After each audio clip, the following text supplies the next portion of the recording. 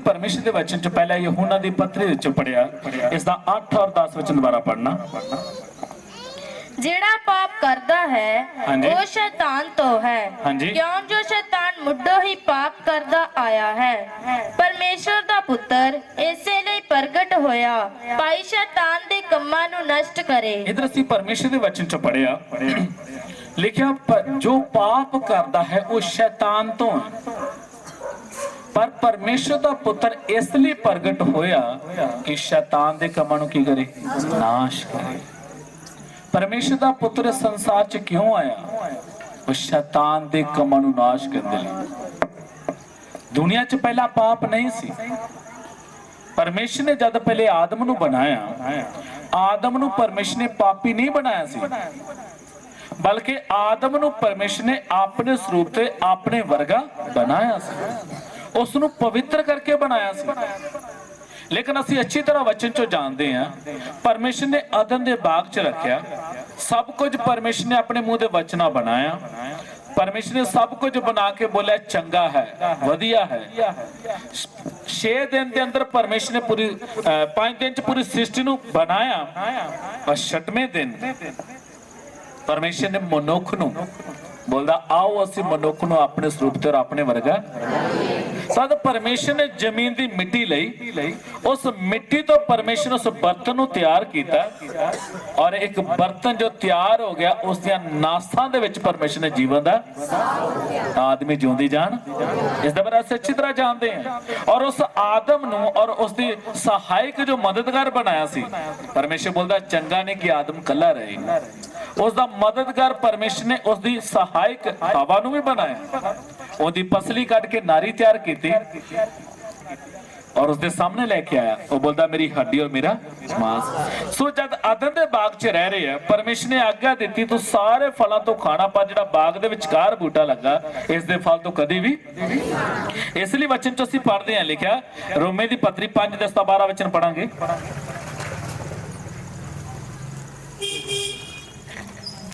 रोमी दी पत्री उसका 5 अध्याय उसका 12 वचन।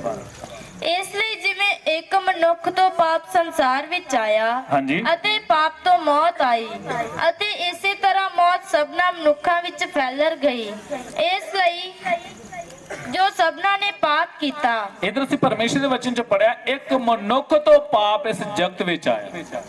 पाप की शुरुआत ज्यादा तो नहीं हुई, किन्ने तो है? बोलिए सब, अगर समझ आ रहा तो बोलिए। पाप की शुरुआत किन्ने तो हुई? लिखा एक मनुख तो पाप इस जगत विच आया अते पाप के द्वारा की आ गई। पहला मौत नहीं सी। परमेश्वर ने पहले आदम नूं बोलिया सी तू कभी मरेगा ही नहीं। परमेश्वर ने बोले तू हमेशा जीवित ही रहेगा। लेकिन जब उस आदम ने पाप किया, उस आदम के पाप करने द्वारा परमेश्वर की आज्ञा को तोड़ते समय ही पाप अंदर आ गया और पाप के कारण मौत का दरवाजा भी की हो गया, खुल गया। जब परमेश्वर की आज्ञा तोड़ दी तद परमेश्वर के हुक्म को तोड़ना ही पाप है।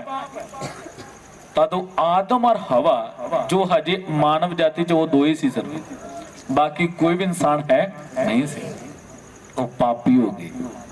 और उस पाप ने उन्होंने शरीर, उन्होंने प्राण और उन्होंने आत्मा को दूषित कर दिता। वो पाप की ताकत ने उसको जकड़ लिया। परमेश्वर सामने पछताव नहीं किया। परमेश्वर ने अदन दे बाग चों बाहर करता। उस समय तो लैके पूरी मानव जाति पाप की गुलाम बन गई। और जब पाप इंसान के अंदर आया, उस पाप ने इंसान की बुद्ध के ऊपर उसके जीवन पर पूरा कब्जा कर लिया। जब उसके जीवन ते कब्जा कर लिया तद इंसान की जो हालत बनी उहदे बारे असीं प्रभु के वचन चों सीखते हैं।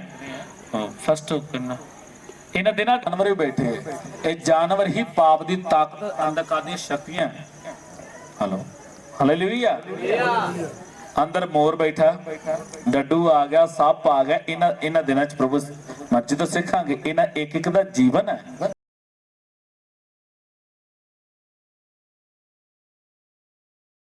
ਹਾਲੇਲੂਇਆ। ਸੋ ਪਾਪ ਨੇ ਇਨਸਾਨ ਦੇ ਜੀਵਨ ਦੇ ਅੰਦਰ ਪੂਰਾ ਕੀ ਕਰ ਲਿਆ? ਉਦਾਹਰਨ ਦੇ ਤੌਰ ਤੇ ਆਪਾਂ ਜਿੱਥੇ ਘਰ 'ਚ ਵਸਦੇ ਹਾਂ ਉੱਥੇ ਸਾਫ਼ ਸੁਥਰਾ ਹੁੰਦਾ, ਲੇਕਿਨ ਜਦੋਂ ਘਰ ਖਾਲੀ ਛੱਡ ਕੇ ਚਲੇ ਜਾਈਏ, ਹਾਂਜੀ, ਜਿੱਥੇ ਜੰਗਲ ਹੋਵੇ ਜਾਂ ਮੰਨ ਲਓ ਘਰ ਕੋਈ ਬੰਦ ਪਿਆ ਹੋਵੇ, ਤੁਸੀਂ ਵੇਖੋਗੇ ਜਿੰਨੇ ਵੀ ਜਾਨਵਰ ਹੈ ਦੁਨੀਆ ਭਰ ਦੇ ਕਿੱਥੇ ਹੁੰਦੇ ਆ।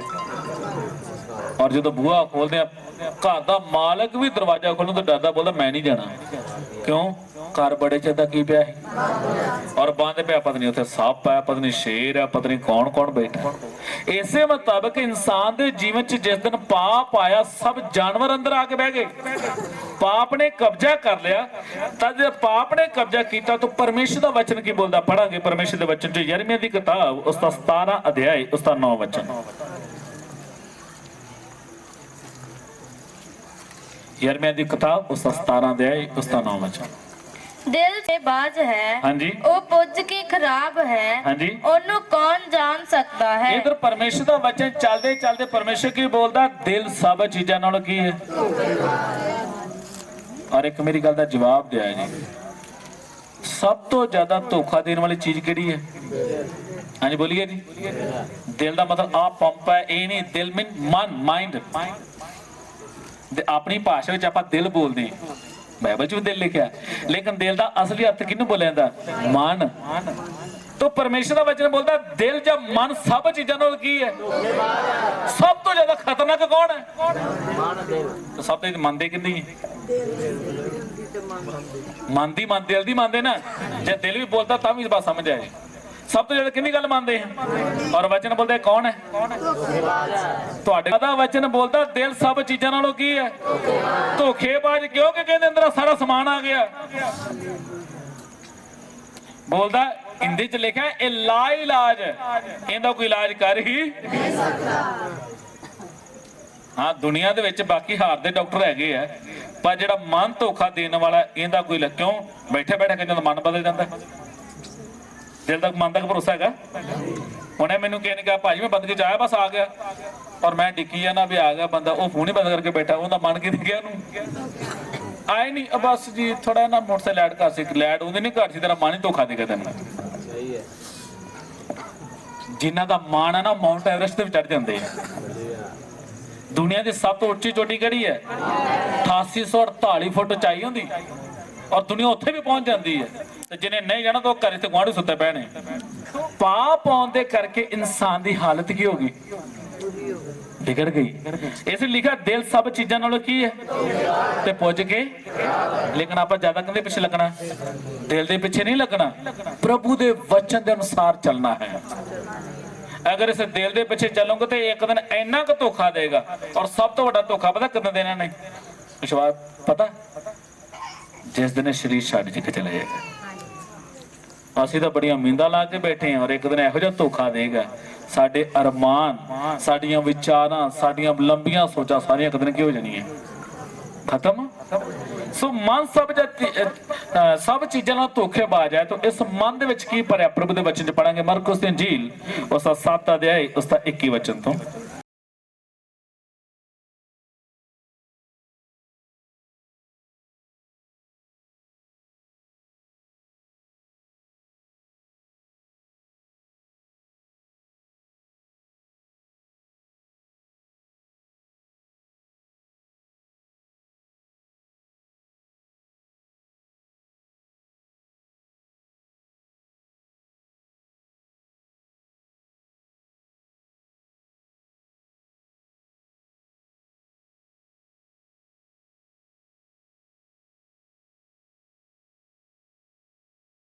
मरकुस दी इंजील उसदा 7 अध्याय उसदा 21 वचन तो पढ़ा। क्योंकि अंदरों मनुख दे दिल विचों बुरे ख्याल हरामकारियां। हुण ध्यान दे के समझना, दिल दे अंदर की भरिया? परमेश्वर दा वचन की बोलदा? प्रभु यीशु ने अपने मुंह तो संसार जान के बोलिया, क्योंकि अंदरों मनुख दे दिल विचों बुरे ख्याल, पढ़ो ਬੁਰੇ ਖਿਆਲ, ਸਭ ਤੋਂ ਪਹਿਲਾ ਨੰਬਰ ਕਿਹੜੀ ਚੀਜ਼ ਅੰਦਰ ਆ ਗਈ? ਬੁਰੇ ਖਿਆਲ, ਹਰਾਮਕਾਰੀਆਂ, ਹਰਾਮਕਾਰੀਆਂ, ਚੋਰੀਆਂ, ਚੋਰੀਆਂ, ਖੂਨ, ਖੂਨ, ਜਨਾਹਕਾਰੀਆਂ, ਜਨਾਹਕਾਰੀਆਂ, ਲੋਭ, ਲੋਭ, ਬਦੀਆਂ, ਹਾਂਜੀ ਛਲ, ਹਾਂਜੀ ਮਸਤੀ, ਹਾਂਜੀ, ਬੁਰੀ ਨਜ਼ਰ, ਬੁਰੀ ਨਜ਼ਰ, ਕੁਫਰ, ਕੁਫਰ, ਹੰਕਾਰ, ਹੰਕਾਰ, ਮੂਰਖਤਾ ਹੀ ਨਿਕਲਦੀ ਹੈ। ਇਹ ਸਭ ਕੁਝ ਕਿੱਥੋਂ ਨਿਕਲਦਾ ਹੈ? ਸਭ ਕੁਝ ਕਿੱਥੋਂ ਹੈ? ਬੋਲੀਏ, ਸਭ ਕਿੱਥੋਂ? ਇਹ ਦਿਲ ਚੋਂ ਨਿਕਲਦਾ। ਦਿਲ ਦੇ ਅੰਦਰ ਪਾਪ ਹੋਣ ਦੇ ਕਰਕੇ ਸਭ ਚੀਜ਼ਾਂ ਅੰਦਰ ਜਮਾ ਹੋ ਗਈਆਂ। ਅੰਦਰੋਂ ਬੁਰੇ ਖਿਆਲ, ਹਰਾਮਕਾਰੀ, ਗੰਦਮੰਦ, ਸਭ ਝੂਠ, ਤੂਫਾਨ, ਬੁਰੀ ਨਜ਼ਰ ਕਿੱਥੇ ਭਰਿਆ ਹੈ? ਇਸ ਮਨ ਦੇ ਅੰਦਰ ਹੈ। ਜਦ ਇਸ ਦੇ ਅੰਦਰ ਆਣ ਕੇ ਬੈਠਾ ਤਾਂ ਇਨਸਾਨ ਦੇ ਕੰਮ ਹੀ ਪ੍ਰਗਟ ਕਰ ਦਿੰਦੇ ਅੰਦਰ ਕੀ ਭਰਿਆ।